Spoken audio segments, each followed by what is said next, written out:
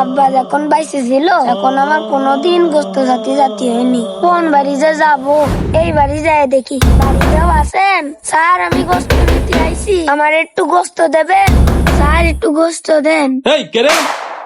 এই ঈদের দিনকে এসে দরজা ঝাঁকাচ্ছিস কেন? একটা চড় মেরে দেবো। বেয়াদব, যা এখান থেকে। স্যার, আপনারা তো কোরবানি দিয়েছেন, আমারে 2 টুকরো গোস্ত দেবেন? এই গোস্ত দেওয়া হয়ে গেছে, যা এখান থেকে যা। বেয়াদব কোথাকার। তোদের জন্য কি গোস্ত সারাদিন রেখে দেবো না? আগের গোস্ত দেওয়া হয়ে গেছে, যা এখান থেকে যা। যত সব কোথা থেকে যে আসে এরা, অসময়ে এসে ডিস্টার্ব করতেছে। বাড়ি কেউ আছেন? আমার একটু গোস্ত দেবেন, আমার একটু গোস্ত দেন।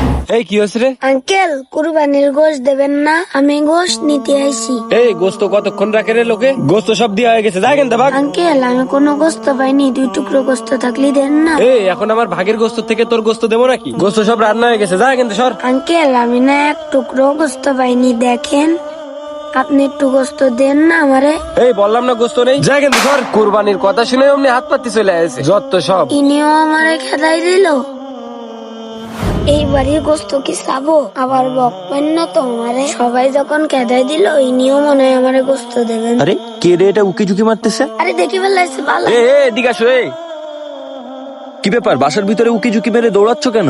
আঙ্কেল, আমি 2 বাড়ি গোস্ত সাথে গেলাম, আমারে কেউ দিইনি, খেদাই দিয়েছে। আপনি আমারে 2 টুকরো গোস্ত দেবেন? তুমি ওই করিম ভাইয়ের ছেলে না? তোমার আব্বা ওই যে কিছুদিন আগে মারা গেছে। হ্যাঁ আঙ্কেল, আমার আব্বু কিছুদিন আগে মারা গেছে।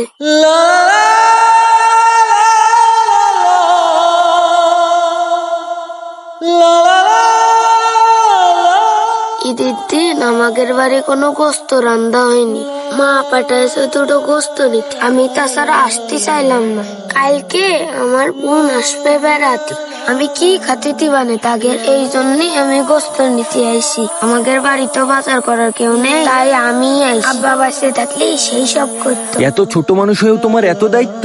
আচ্ছা তাহলে তুমি দাঁড়াও বাবা, আমি আনতেছি গোস্ত। যাক বাবা, এইবার মনে হয় কয়টা গোস্ত বাবা নেই।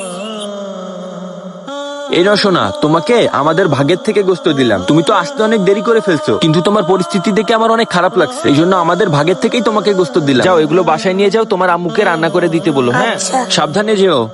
যাক, অবশেষে তাহলে আমি কয়টা গোস্ত পেলাম।